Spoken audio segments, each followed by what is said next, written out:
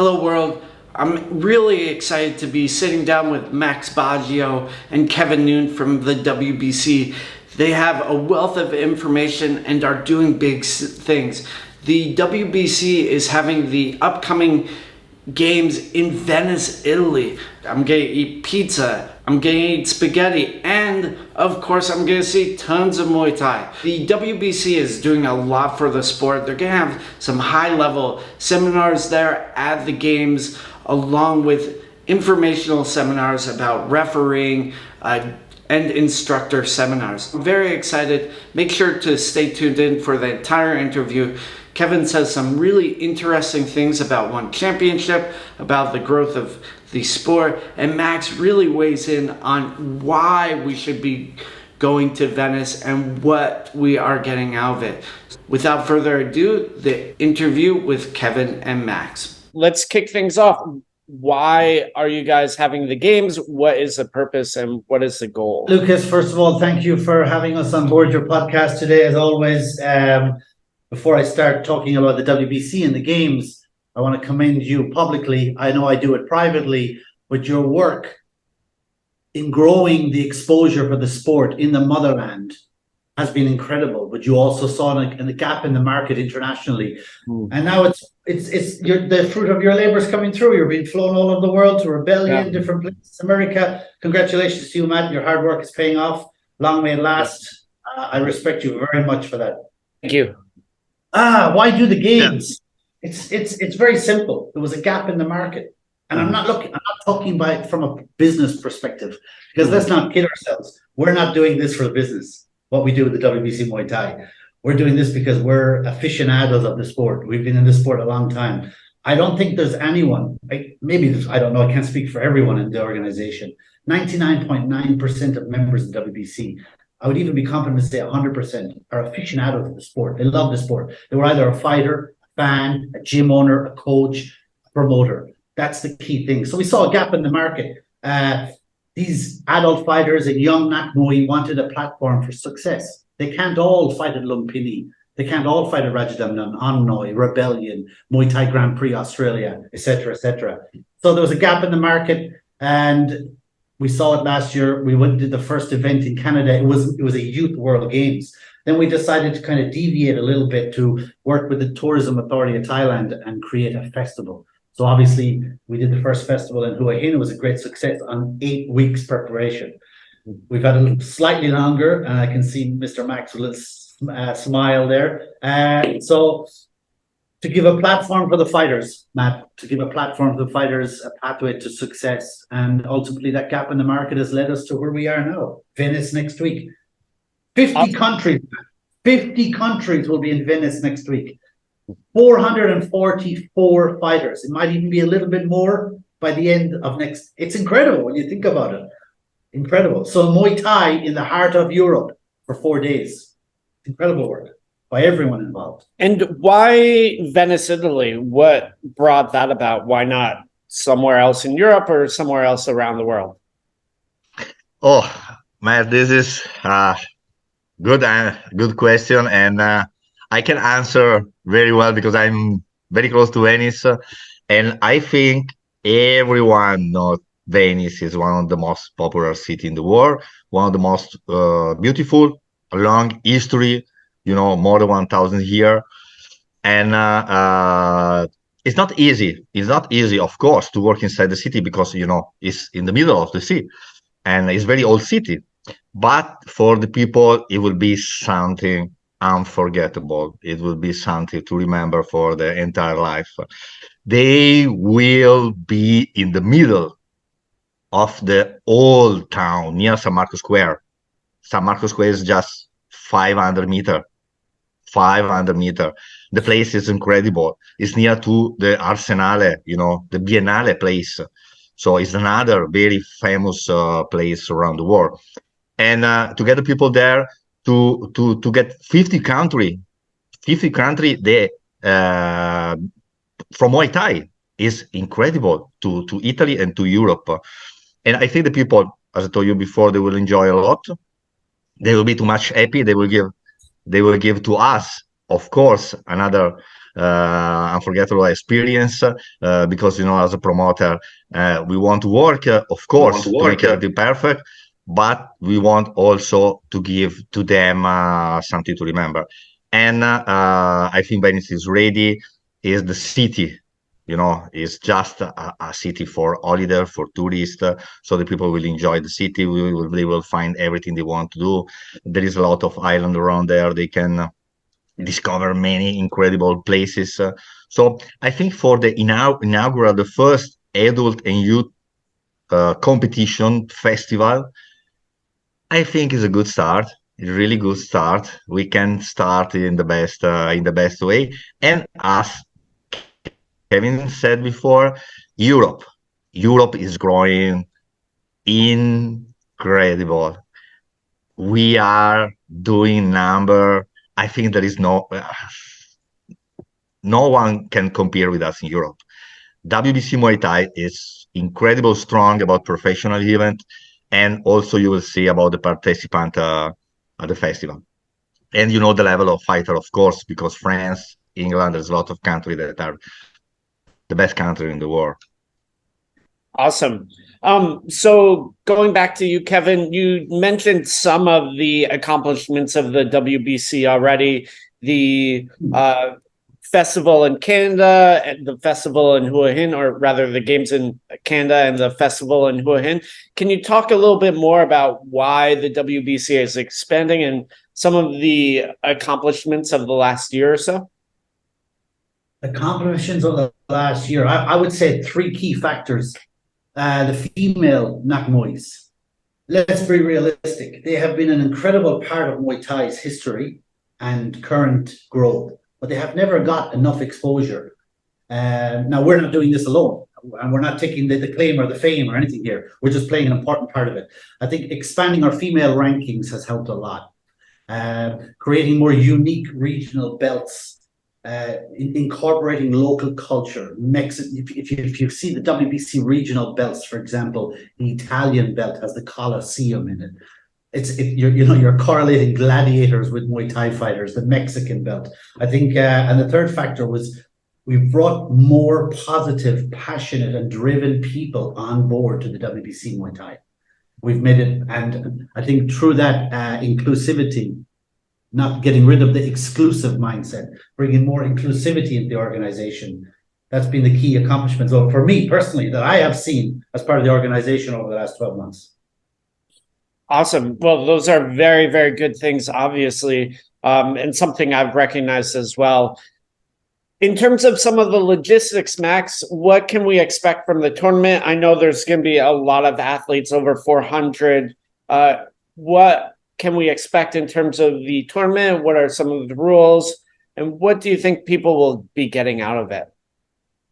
Oh, the first goal for them is friendship, to enjoy the tournament, to fight for a goal, They want to fight for a goal. They want to back home with something to remember, something very important. And WBC, the brand is incredible.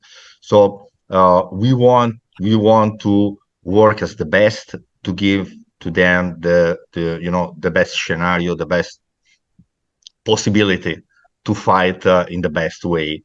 There, we know that there's a lot of fighters from around the world. Kevin said 50 countries is incredible, and they start from Australia to Brazil.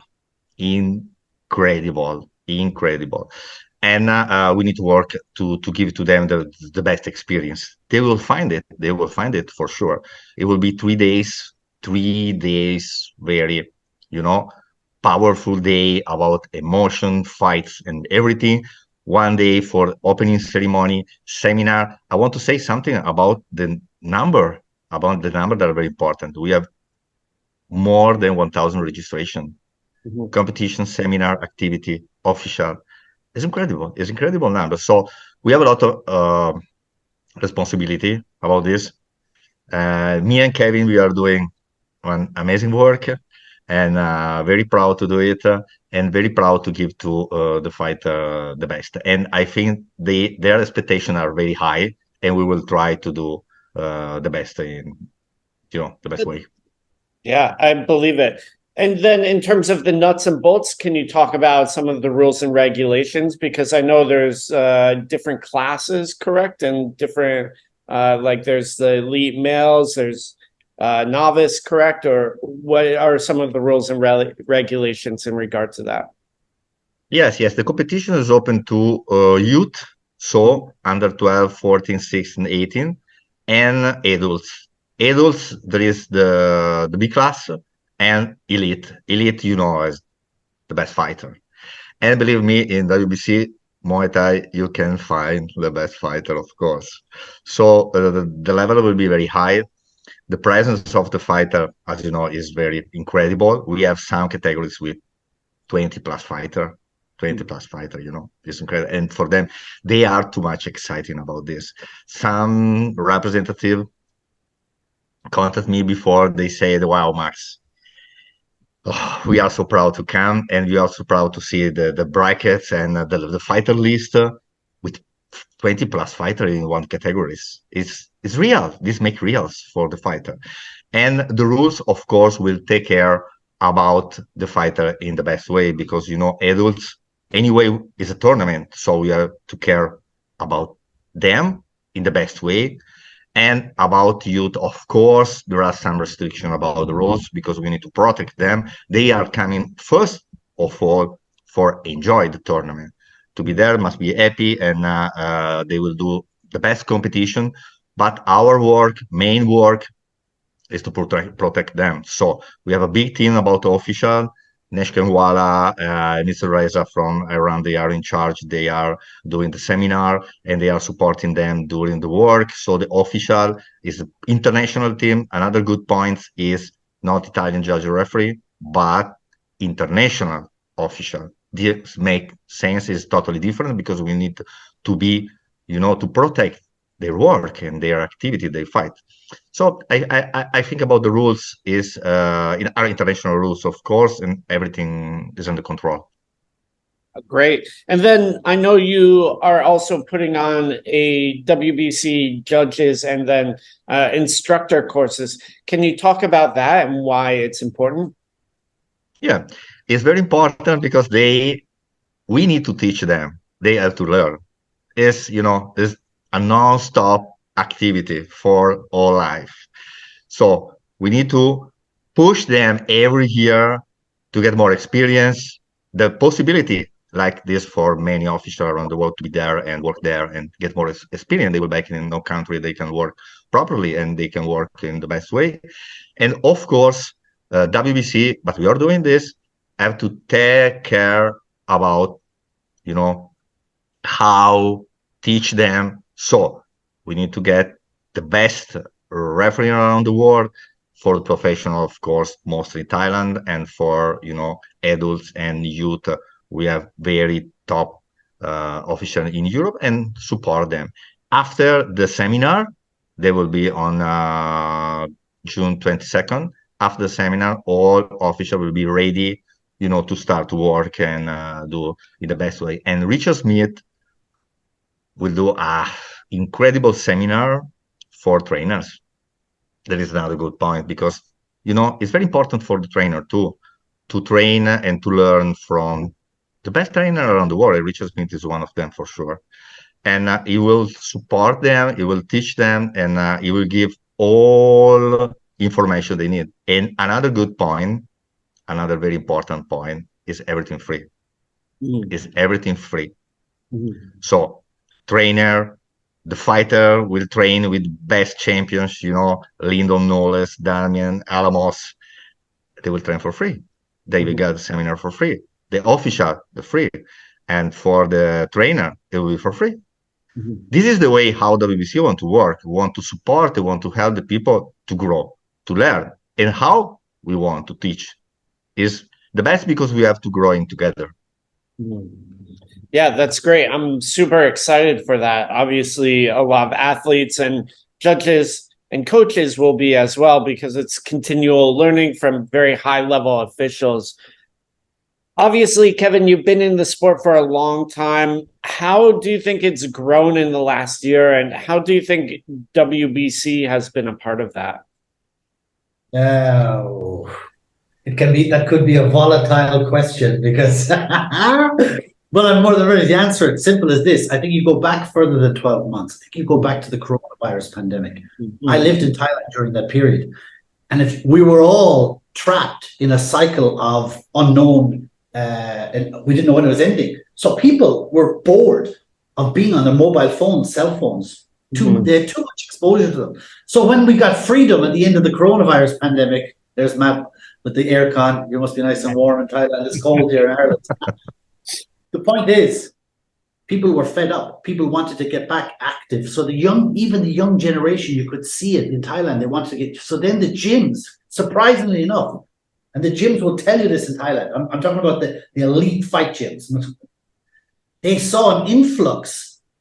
So the 3 to 4 main promoters in Thailand have a scouting system, north, east, south, and west. It's a huge business, the scouting system. It's like professional football, the Premier League or wherever tournament. They have scouts who make a living scouting fighters for the big gyms to feed them, to work with to feed the fighters to the system.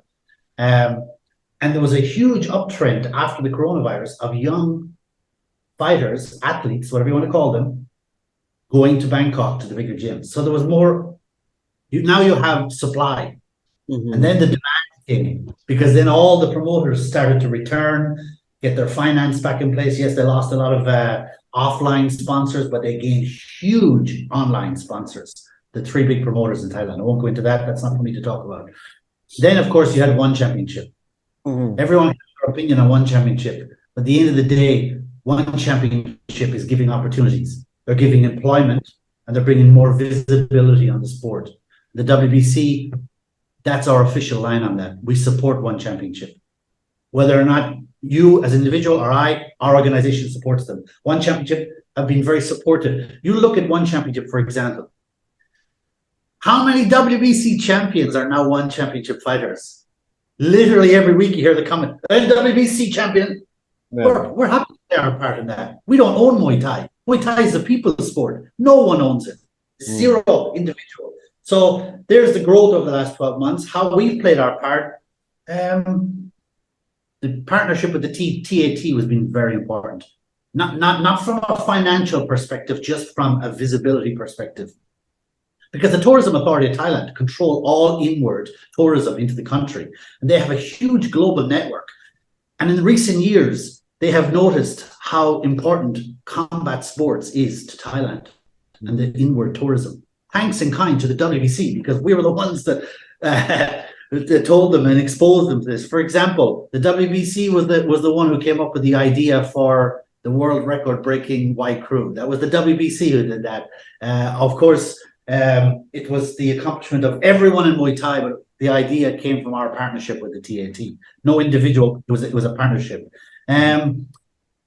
I think the consistency also, why the WBC has been, the consistency in our social media, the exposure, the visibility that we can give the fighters to our social media, that people call it a gimmick, I call it intelligence. For example, Muay Thai around the world, those clips we give the fighters, incredible exposure. Muay Thai in the Motherland, these social media partnerships we do. And of course, just the growth in general of what I mentioned earlier, bringing people on board, more exposure, more unique belts. And we're happy to play our part, proud of it. Yeah, and you've played a big part in growing the athletes and growing the coaches, growing a lot in the world of Muay Thai. What do you think will happen next for some of the athletes that come out of this tournament and for the WBC in, this coming year? Well, Matt, I think it's very, especially you being from America, as you know, it's a huge market for Muay Thai. But and I both know, most, and I'm not speaking for every American fighter here, I can't, because I don't know them all individually. Most American fighters are professionals in the sense that they don't, because of the industry over there, it's not geared towards professional Muay Thai. Of course, there are professional Muay Thai promotions, but the majority are amateurs. So they don't want to get their elbows, their nose smashed up. Like, nobody wants their nose smashed up. You get my point. So I think this tournament gives these athletes an opportunity to shine with the mindset they're protected, they're wearing elbow pads, they can fight for a coveted WBC medal, and then they can see, oh wow, WBC also now has WBC amateur Muay Thai. We can fight for green belts, unique green belts with a white plate. We've differentiated the market in the sense of we've created these beautiful new amateur belts. And it's not, again, none of this comes down to finance. None of this comes, it's not a business. This is an opportunity to give a platform for success for aspiring fighters, young Nat Muay. I think it's endless. I think, Matt, you and I both know, we've had these discussions for years and years. It's endless, the amount of opportunities. It's just about the individual and the organization's willingness to work, to put in the work, to put in the long hours, to make the connections with people. For example, if John in Australia sends Kevin Noone a message, Kevin, hey, sorry, we don't know each other. I'm looking for this opportunity. Think you can help me? All you want is people to be kind and courteous. And if they do that to you, people like you, me, and Max, people who have connections, we will help them. Mm-hmm. But if they're rude and arrogant, you're not going to be endeared to help someone. Or if they start claiming they own the sport, you're not going to help them. Simple. Yeah, it sounds like some big things going on. Obviously, the expansion of the amateur program is going to be very good. Especially for developing countries like America. And these amateur tournaments are not easy. You know, you're fighting several times over a couple of days. It's a grueling process, as both of you know. Just wrapping things up, is there anything else that you wanted to cover that we didn't get a chance to cover, Max or Kevin? I'll let you go first, Max. Yeah. The first thing, as I told you before, I'm very proud about everything we are doing. WBC Muay Thai is not about now Venice or amateur or youth or different kind of situation. It's the way how to work. It's the way how we work. And Kevin said this, the best things is that we are very open. We want to grow. The people want to grow, want to have the Muay Thai to grow, want to go in another step. I think in professional step, real professional step out to work, and they are welcome to work with us, to develop everything with us, because we are open for the Muay Thai community. We want to help the Muay Thai to grow. We are doing everything because we want the Muay Thai go in the best way possible around the world and open the door to all the people that want to work with us, join and do the best competition possible. So, you know, Venice is, I think, the first world festival, and this is the key, this is the way, and the message that we want to give to all people. Welcome. Awesome. That's great to hear. Kevin, was there anything you want to say closing up? The only thing I want to say is thank you to the fighters and athletes from 50 countries. The friends, families, parents, guardians, brothers, sisters, cats and dogs, everyone who has helped get these fighters on planes in the coming days, wishing everyone a safe journey. We have a responsibility when they get to Venice to make sure they have a great festival. It's a great opportunity for networking, for meeting people like Matt Lucas, people like Max Baggio, maybe not so much Kevin Noone, but meeting people from all around the world, like-minded people who love and want to help grow the sport and culture of Muay Thai from Thailand to the world, back to Thailand. All I want to say is thank you, everyone who's going to be in Venice, and WBC will do our best to make sure everyone has a fantastic festival. Well, thank you guys so much for your time and this opportunity. I am personally very excited for the tournament and looking forward to come to Italy. I'm sure it's going to be unforgettable experiences with a great tournament. So thank you so much, guys, and I'll see you soon. Thank you, Matt. Thank you.